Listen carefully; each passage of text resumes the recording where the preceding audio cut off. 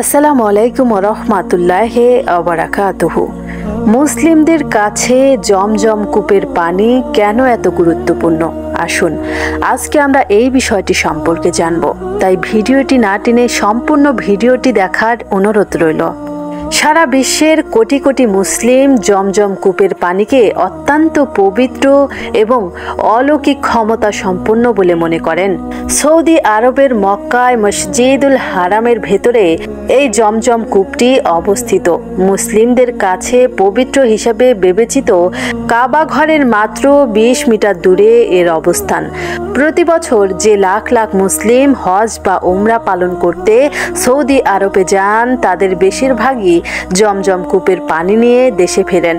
হজ পালন করে এসেছেন অথচ জমজম কূপের পানি আনেননি এমন মানুষ বেশ বিরল।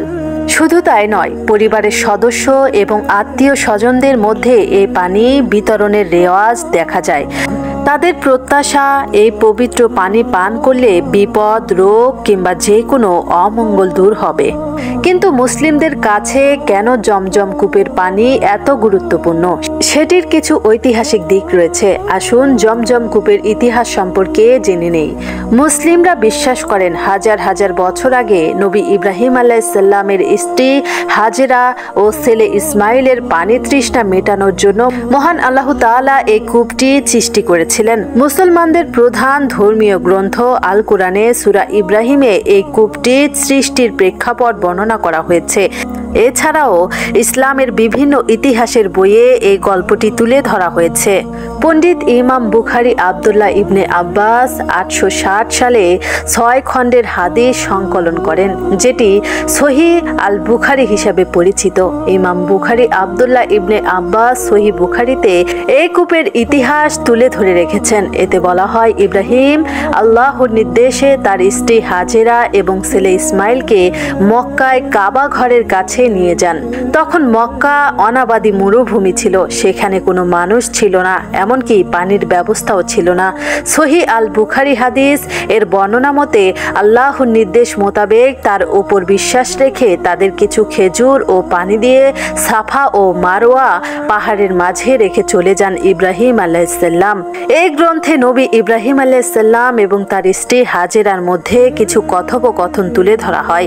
সেখানে হাজেরা তার স্বামী নবী ইব্রাহিম আলাইহিসসালামকে জিজ্ঞাসা করেন, আপনি কোথায় চলে যাচ্ছেন? আমাদেরকে এমন এক ময়দানে রেখে যাচ্ছেন যেখানে না আছে কোনো সাহায্যকারী আর না আছে কোনো ব্যবস্থা। কিন্তু ইব্রাহিম আলাইহিসসালাম তার দিকে তাকাননি। সবশেষে হাজেরা প্রশ্ন করেন, এই আদেশ কি মহান আল্লাহ তাআলা আপনাকে দিয়েছেন? উত্তরে ইব্রাহিম আলাইহিসসালাম হ্যাঁ বললে ফিরে আসেন হাজেরা। এমনটাই বর্ণনা করা হয়েছে সহিহ আল বুখারী হাদিসে। তবে কয়েকদিনের মধ্যে তাদের এই খাবার শেষ হয়ে যায়। শিশু ইসমাইল আলাইহিসসালাম পানির তৃষ্ণায় কান্না শুরু করে। তার মা হাজেরা পানির খোঁজে এদিক সেদিক ছোটাছুটি শুরু করেন এবং একই সাথে আল্লাহর সাহায্য প্রার্থনা করেন। তিনি পানির খোঁজে মরিয়া হয়ে 2 পাহাড় সাফা এবং মারওয়ায় 7 বার দৌড়াতে থাকেন। সহিহ আল বুখারী হাদিসে আরো বর্ণনা করা হয়েছে, মারওয়া পাহাড়ে একজন ফেরেশতাকে দেখতে পেলেন তিনি। সেই ফেরেশতা জিব্রাইল পায়ের গোড়ালি দিয়ে মাটিতে আঘাত করছিল। তখন ঝর্ণার মতো পানি বের হতে লাগলো।